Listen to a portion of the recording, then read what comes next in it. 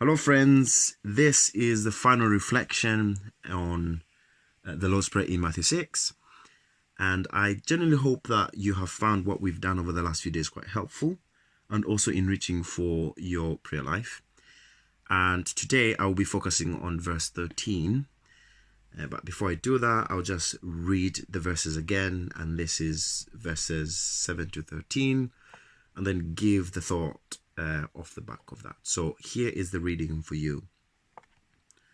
Now, when you pray, do not heap up empty phrases as the Gentiles do, for they think that they'll be heard because of their many words. Do not be like them, for your Father knows what you need before you ask Him. Pray then in this way. Our Father in heaven, hallowed be your name. Your kingdom come. Your will be done on earth as in heaven. Give us today the bread we need now.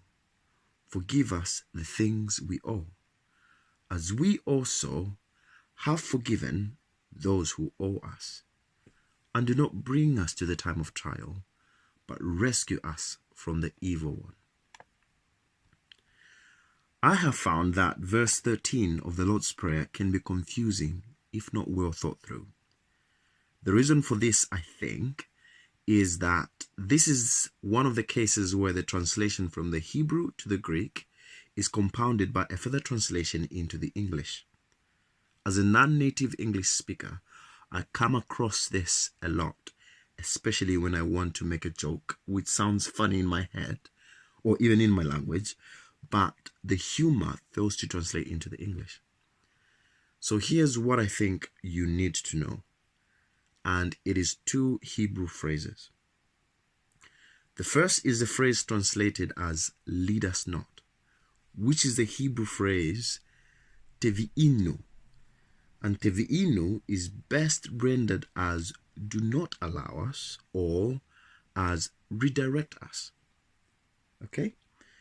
And the second is the phrase masa, which is correctly translated as temptation, but the English fails to communicate the fact that the temptation in question carries with it the sense of an inner impulse to gravitate towards self-gratification.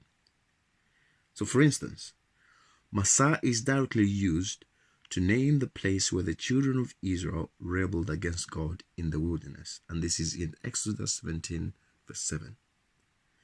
That is to say, they yielded to their inner sense of self-gratification. In this sense then, Matthew 6:13 is best translated as, and do not let us fall into the hands of self-gratification, or redirect us from our inner impulse to gravitate towards self-gratification. With that translation, I think the next part about evil makes better sense.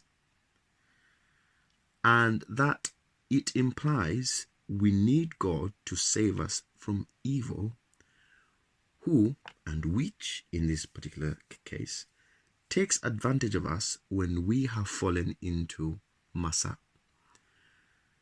So there's us and our inner impulse, and then there's evil, or the evil one, who takes advantage of us when we are in a vulnerable state of masa. In one line then, when we pray and lead us not into temptation, but deliver us from the evil one, we deliver brutal honesty about our own vulnerability to self-gratification, while in the next, we call on God's help to deliver us from a predator that likes to take advantage of us in our vulnerable state. And then a question. What does falling into masa look like for you? And how does praying for God's protection provide comfort and hope in these areas?